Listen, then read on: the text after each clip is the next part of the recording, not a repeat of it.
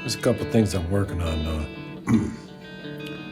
A couple oak spoons. They're drying out, and then I just roughed out a Kuksa. So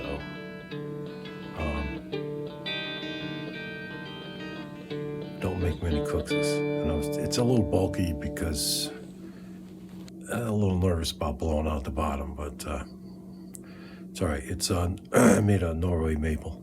So let me show you here. Sorry, this is a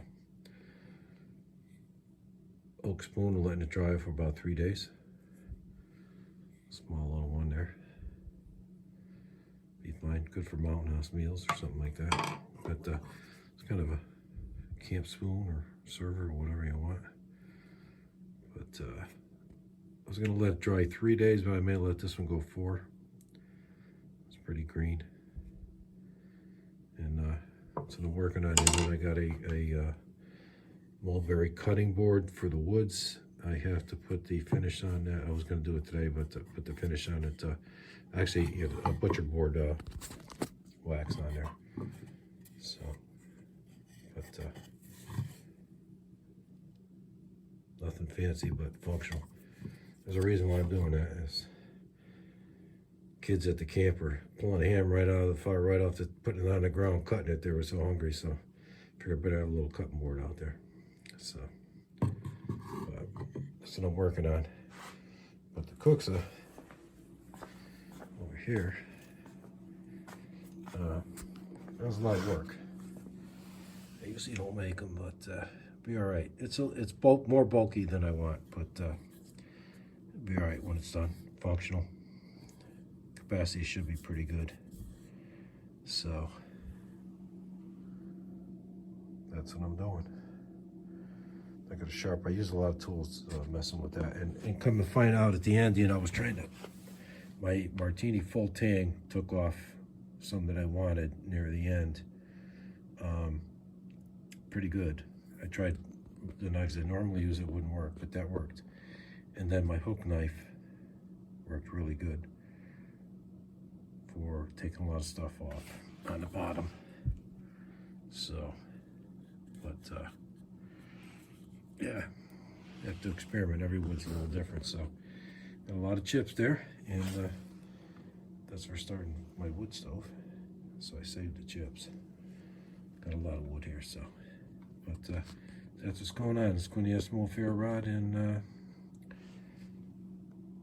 just kind of let you know what's going on. And I used my, I put it away. I used my Collins Hunter's axe. Let me just show you. Sharpen this up already. Pretty good size handle on it. There's enough weight. The profile is pretty good on it for most of the work on it. Even some of the finer work, I use this particular for the Kuksa. So, and I use this in the cold steel throwing axe most of the time, but I've been using this quite a bit there. I always use this, but on this project, I use this quite a bit. So there you go, man. That's what's going on. Day in the life. So, you take care. So I finished sanding a little bit today. Put this for this Kuksa. Kuksa that I made, maple. Looks like Norway maple. Not 100% sure, but I think that's what it is. And I oiled up a couple of the oak spoons. I do have to touch them up a little bit though. But and then I'm gonna wax that. But yeah, so I'm putting this in the bag for about 4 days with some chips. And it didn't crack last night, so that's good. And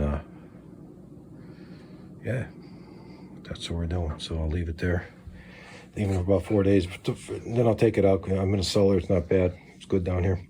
A couple of weeks would be good. Then I'll oil it up, mostly on the outside, a little bit on the inside. It depends.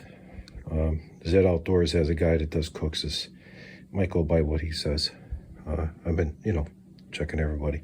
So I'm new at this, but yeah, it's a lot of work, man. It's a lot of work, but it'll be worth it. So it's Quinn Eskimo. fat rod. So that's what we're doing down here. Working on the Kuksas, the spoons. So we'll, that's the way it goes. I'll post this, you can see what I'm doing. All right, take care.